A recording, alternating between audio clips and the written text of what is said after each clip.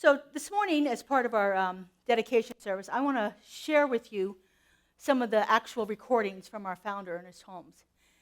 As I said, he died in 1960. This recording that we're going to hear today is from 1959, and at the beginning of the recording, it's very funny to listen to it because the guy who's introducing it is the president of the board of the center that it was at. And he tells us about all the 3 different recording devices that have been used for this, and the fact that it was on the inside of the podium that Ernest was leaning on and making creak during that. But I do have the words on the screen too for you. So Joe's cleaned it up. It's pretty good, but it's really powerful. And I want you to hear in Ernest's own words what it is that we stand for here. So Joe, that first clip, please. We are a teaching order, not a preaching order. We are a practicing order, not a proselyting order. And the world has waited long and too often vainly for something to happen, for some healing power of the unseen magic of the Spirit to be evident.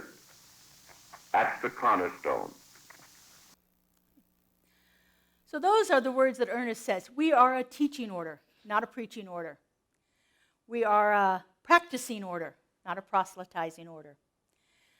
My whole ministry is about the practice, about learning the practice and actually bringing the practice alive in us. You know, I've said it oftentimes that it's the practices that transform our lives, the things that we do that we actually take in and apply in our lives in everyday situations that will bring about a change in our lives. When Ernest was talking about this, he was talking about what he called the law. The law, we often hear, you might hear phrases like the law of circulation, the law of attraction, the law of cause and effect. This is how the universe works. Through all of the study that Ernest did, he was able to synthesize the works of all of the great religious traditions, plus some of the main writers of New Thought at the time, and bring about this idea of there's this law, there's this thing in the universe, and we can use it to change the conditions in our lives. You may have heard the phrase, and you're going to hear it here in the clip in a minute, there's a power for good in the universe, and you can use it. Or it's actually, there's a power for good in the universe greater than I am, and I can use it. It's a way that we can use the principles, everyday, tried and true principles, and bring about a change in our lives. And so Ernest spent a lot of his time working with the law, writing the books that he did that talked about how to use the law, how to bring about change in your lives. Practitioners are trained on how to use the law. I said earlier, they know truth for you. And that's one of the things that they can know. They can get back away from all the clutter and distraction that's going on in your experience and get back to that truth, find the law, and put it into work for you in your life and bring about a change in the conditions that you're experiencing. And so the law is very powerful. But as Ernest got older, he was often heard to say, I wish I would have spent less time on the law and more time on the love. For Ernest, the love was that conscious connection with Spirit. It was when he felt it, when it was alive in him, when he had those what we call numinous experiences, things that you honestly can't even describe to anybody, and you know that you are forever changed after it has happened. He called that the love. And so in the next clip that we're going to hear, this is probably one of the most played clips of Ernest Holmes and all of the recordings that he did, and he recorded for over 30 years, and he even had a TV show and a radio show with lots of recordings. But in this recording here, he's dedicating the Whittier Church, the Christ Church of Religious Science in Whittier, California, February 12th, 1959. And in it, he has what he calls a cosmic consciousness experience. And you're going to hear it. You'll actually hear him having the experience in this clip. It's about 6 minutes long, but I do have the words for you for the most part of it, for the parts that I thought were most important anyway. And so we're going to play that clip and listen to Ernest as he has this mystical moment. Joe? You know, we haven't yet done what I believe we can do with our membership. Now we're here tonight to dedicate a church, a physical building. I think it's beautiful. I think it's wonderful. I think it's a miracle. But I know why it is here. It's here because you're here. And because Dr. Renee Smith is here. And because your consciousness and hers and Bill's and all of you wonderful people down here have clicked together. And what happens?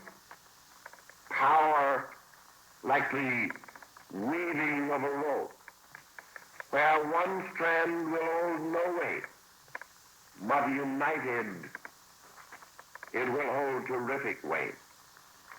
We have yet to see what the multiplied consciousness of a church body can do if they are properly trained, if they permit someone to exercise an authority over them, not of their theology, for which I wouldn't give a nickel anyway, not of their private lives, which are no one's business but their own, but of one thing only.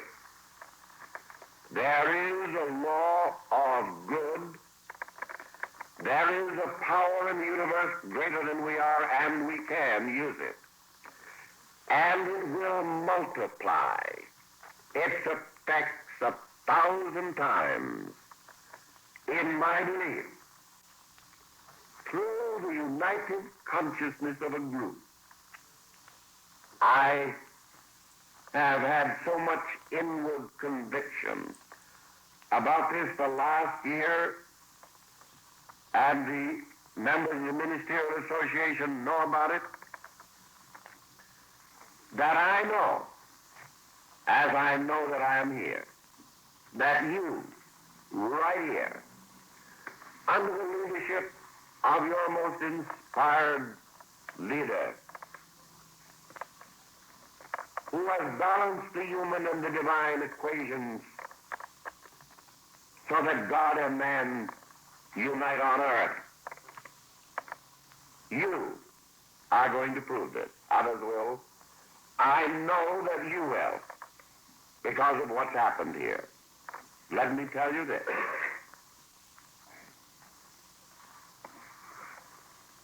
It is the only excuse we have. There are many wonderful religions in the world. We are not better than the others. We are not more spiritual. We are not more evolved. We are not more anything other than this one thing. We have co-joined our consciousness with the eternal verity of the universe, that everlasting and eternal Father of all life, and the Mother of all creation, forever begetting the only begotten, is begetting him in us right now. And that the word of our mouth is a word of truth in such degree as it emulates and embodies the truth which sanctifies the word to its unique service of healing, not only the sick, but the poor in heart. We are dedicated to the concept that the pure in heart shall see God. Here, that the meek will inherit the earth now. That one with truth is a majority. that every one of us in the secret place of the Most High, the citadel of his own consciousness, has the secret with the eternal, the everlasting, the almighty, and the ineffable. God and I are one. And I see you doing this.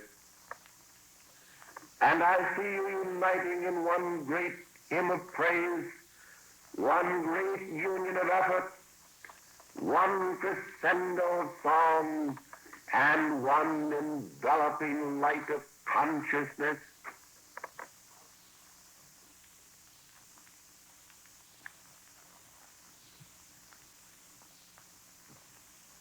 I see it.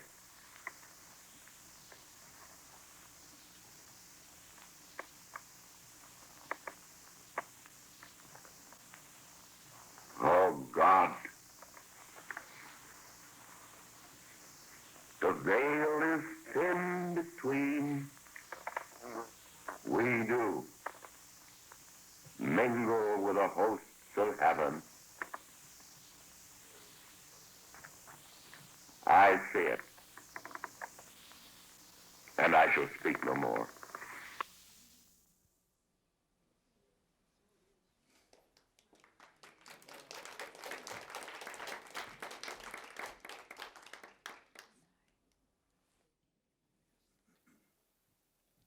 I see it, and I shall speak no more. On the way home from that talk, Ernest shared with, was it George Bendel? That everything started shimmering, and the boundaries between all the people dissolved. And he had the experience of oneness and unity. And so we hear in this dedication that day in Whittier, Ernest talking about the law, and that we're here, there's this power for good in the universe, and we can use it. And by the end, he's having the experience of there is a power for good in the universe, and it uses me.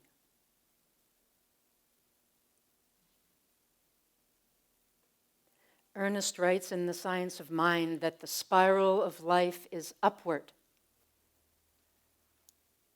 Evolution carries us forward, not backward.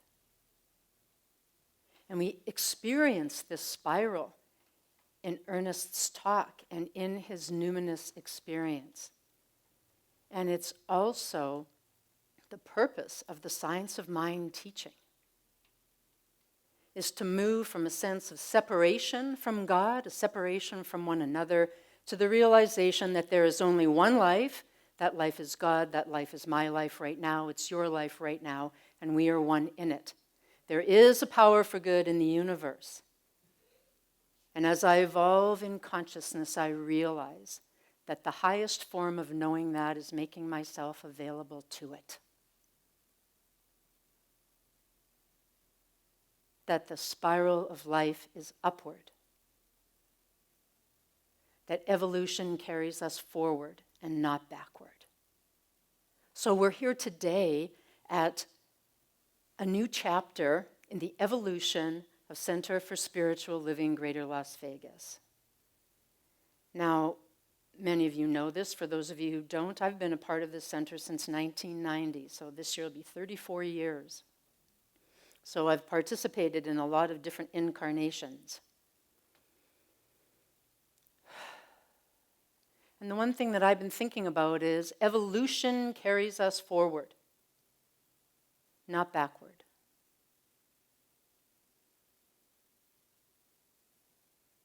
And so I can think about what that means in my own life and the history of this organization, and am I willing to consciously evolve, to continue to move forward, and with gratitude, release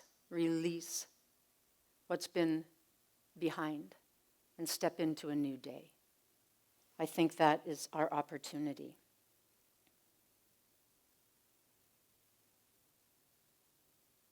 So in his talk, Ernest said, We're here to dedicate a church, a physical building. I think it's beautiful. I think it's wonderful. I think it's a miracle. But I know why it's here. I know why it's here. It's here because you are here. Because I'm here. That's why it's here. Because the consciousness of all you wonderful people has clicked together. And so while we come here to give thanks and to celebrate this new sacred space that we have to come together, it's a beautiful blessing, and I'm so grateful to be a part of it. The truth is that Center for Spiritual Living is not a building, it is our collective consciousness. This building, at some point, will become something else, at some point may be torn down. It's temporary. What is eternal, what is lasting, is our consciousness of truth. And years ago, I had a shift in consciousness about our beautiful building on Harmon Avenue when I read Joel Goldsmith's words that when we enter a space, we are not merely entering a room. So when people come to this building, they are not merely entering a room or entering a space. They are entering a consciousness of truth. That's what they are entering. As they enter this building, they are entering our consciousness, our spiritual household. This is our spiritual household. But our spiritual household is here first. And then it's experienced tangibly in the sacred space where we come together. So always when I would pray in before services on Sundays, when I had the opportunity to do that, I would always acknowledge that those who are coming here are entering a consciousness of truth. They're entering our consciousness, our spiritual household. And what are they going to find there? So while we are dedicating a building today, more importantly, we're dedicating ourselves to the upward spiral of life, to evolution that always carries us forward and not backward. And believe me, that's a conscious choice we make. We make that choice to allow evolution to carry us forward and not backward. And so we are making a dedication here today too. That's the most important dedication that's going to take place. And in that dedication, we are dedicating this building, this space, to the highest idea of what's possible here. So when I was contemplating this, thinking about dedicating myself to operating from a higher level of consciousness, that is what the Science of Mind teaching is about, the evolution of consciousness. From a sense of separation, and even from a sense of controlling the conditions of my life and manifesting the things that I want, to knowing that I'm already it, and if I'm quiet enough to listen, I'll be guided on my way. So I want to give you a specific example of different levels of consciousness, and I invite us to move into those higher levels of consciousness from this day forward in the dedication of this building and our own spiritual evolution. When we come here on Sunday, or any day that we come here for a class or a Wednesday service, and in fact, everywhere I go in my life, I make a choice wherever I go. Am I showing up to see what I can get? Or am I showing up to see what I can give? Now, those are two very different levels of consciousness. When I show up somewhere thinking, oh, I wonder what I'm going to get, first of all, to me, when I was meditating about this, this is what came to me. If I'm showing up thinking, oh, I hope I get something today, the premise of that is I think I'm missing something. There's some kind of lack. There's something missing, so I'm coming here to get something. That also kind of speaks to, as I said, lack versus abundance. And also, if there's something missing in me, that maybe there's a brokenness, an unworthiness, something lacking in me, whereas the truth about my being is that I am whole, right here and right now. So, if I show up here and show up in my life with the consciousness, the willingness of what do I have to give, boom, we've just shifted the energy from what do I have to give means I'm coming from a place of abundance. I'm not living from drought. I'm living in the overflow. I realize who I am. Perfect, whole, and complete. There is nothing lacking. So when I show up and I sit in my car before I come in here quietly and say, Spirit, reveal to me the ways in which I can give. I'm here to give. Can you even feel the difference in the elevation of consciousness? Because right away I'm realizing I'm one with something that's going to move through me. I'm one with each one of you. I'm one with Spirit, and I'm available to infinite possibility. Not coming to get something. And not that there aren't times in our lives when we do need that, but I can tell you this. If I show up with the consciousness of being willing to give, I'm going to get a hell of a lot more than I will if I show up trying to get something. It's the bottom line. Because when I am in the getting mode, I am in a constricted space. Spirit cannot reveal itself to me when I am closed. But when I stand up and say, I am here to give, because I know who I am, and I know how the universe works, and I am available to it. And every one of us shows up here every time we come here. And every time we think about this center in that consciousness, imagine the healing experience we all have entering that spiritual household. That's who we are. Center for Spiritual Living is me. It's you. And our commitment to the upward spiral of life and our commitment to evolution carrying us forward.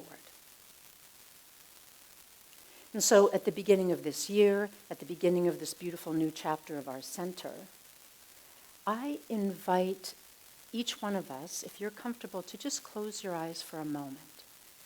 Just close your eyes for a moment.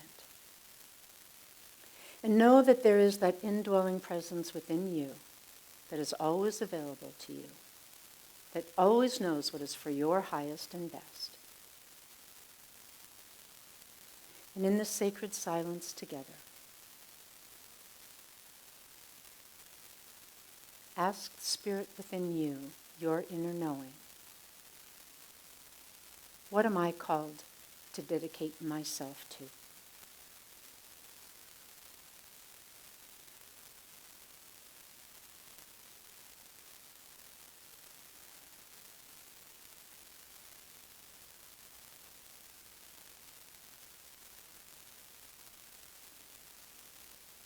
What one thing is Spirit revealing to me to dedicate myself to?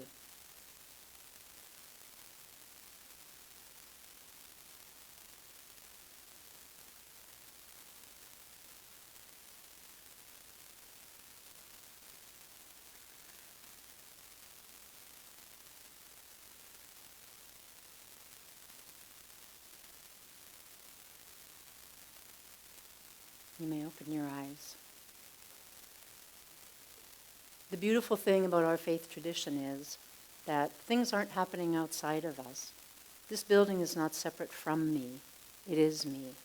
I am it.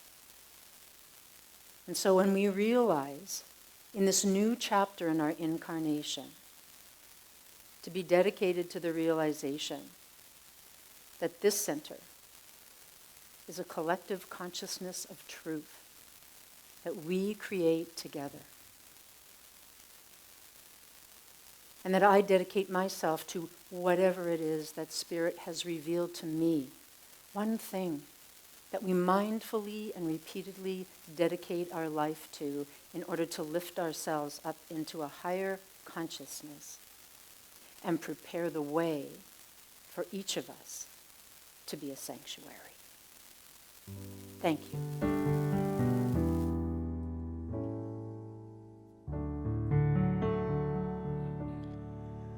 God, prepare me to be a sanctuary, pure and holy, tried and true, with thanksgiving. I'll be a living sanctuary as you. Join me now. God, prepare me to be a sanctuary, pure and holy, tried and true, with thanksgiving. I'll be a living sanctuary as you.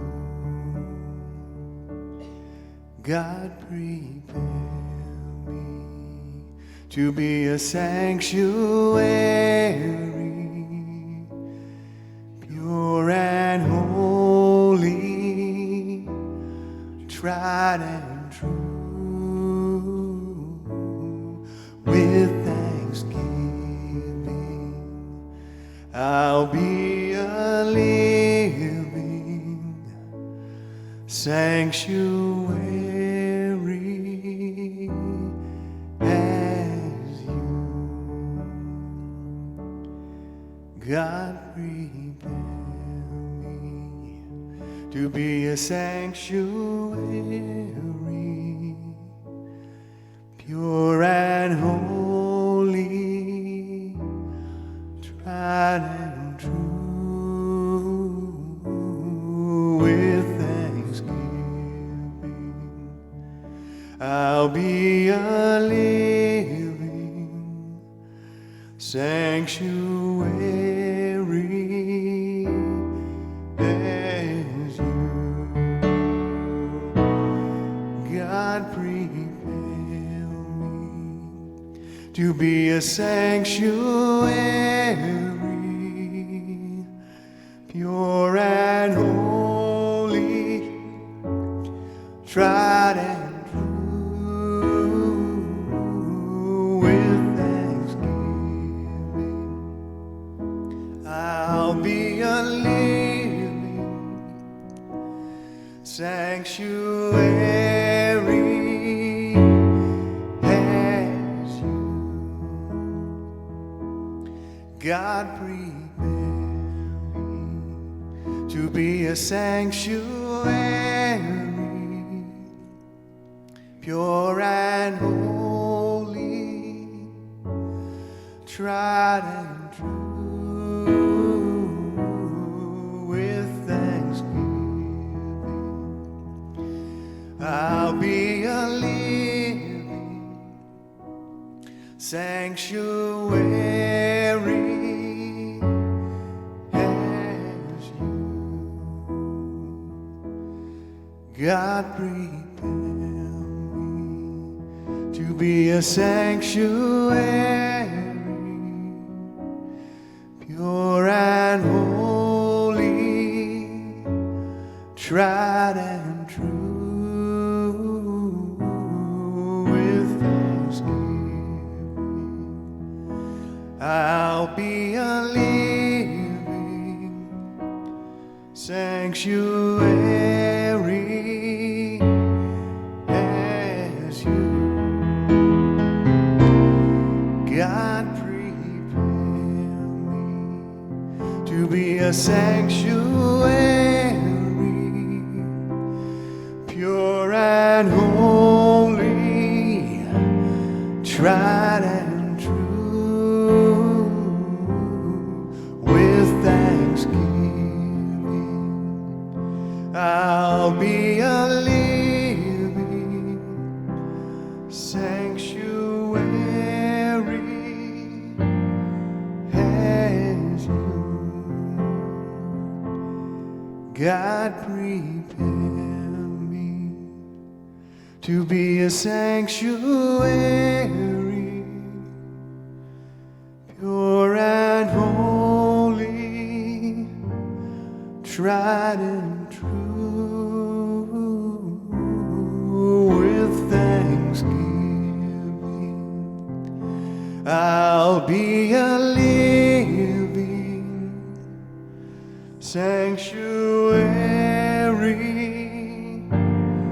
as you, a sanctuary as you, a sanctuary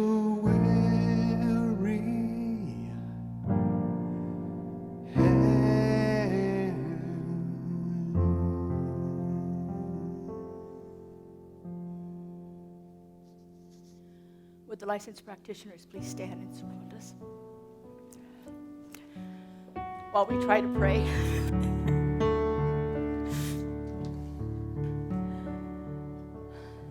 So, as I said earlier, Ernest said he wished he had not spent as much time talking about the law as he did the love. But in his last interview, he said something else. He said, I wish I would have spent more time focusing on the light of consciousness. For I believe that if you could see spiritual mind treatment, it would be the light of consciousness shining through.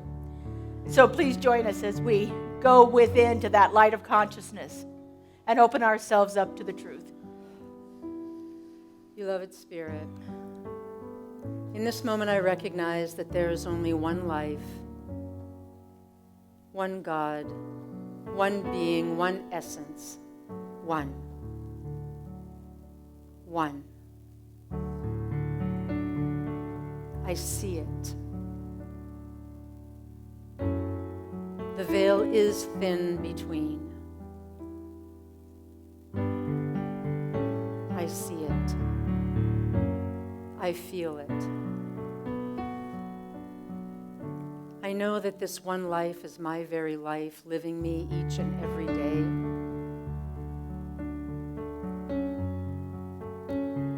That I am one with it. There is no place I can ever go where that infinite loving wisdom and light is not present as my very being, guiding and directing me each and every moment.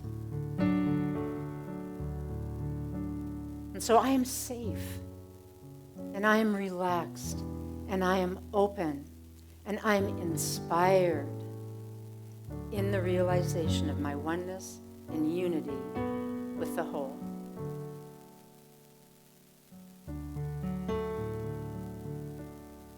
And today I allow the Spirit of God, the Word of God, to speak in, through, and as me, knowing that this place is the perfect place to come together for the evolution of all of our souls. That this is a sacred space that we are blessed to share in and to be an expression of. And in this moment, I release anything and everything that I am called to release in order to say a full, powerful yes to the upward spiral of life and to the evolution that will carry us forward individually and collectively into the ever and ever expanding consciousness of oneness and allness and perfection. And I know that each one of us, right here and right now, is that sanctuary, that place of connection, that place of conscious union with that indwelling presence, with that power for good in the universe that is greater than we are, with that divine, creative, loving intelligence that has brought each one of us into existence and given us the work to do this day. Oh, how good it is to know this is happening right now, to know that this miracle, that this blessing is available to not only us, but to everyone who walks in our consciousness, who enters our presence. We are a space of truth, a space of unity, a space of oneness. And we ask ourselves, what is ours to give today? from that place of overflow, from that place of abundance, from that place of divine, unified consciousness. And how good it is to know this, to feel it, to see it happening in this community right now, to feel it actually vibrating in my body. I am so blessed to be here, to do this work, and I'm so thankful for the beautiful souls that I get to do it with. For I know that each one of us is a blessing to the entire world. And so I release this word into the law, into that creative mind that always says yes, that has no limitations, that is always unfolding for the betterment of all mankind. And I just simply let it go, and I let it be, and together we say, and so it is. I release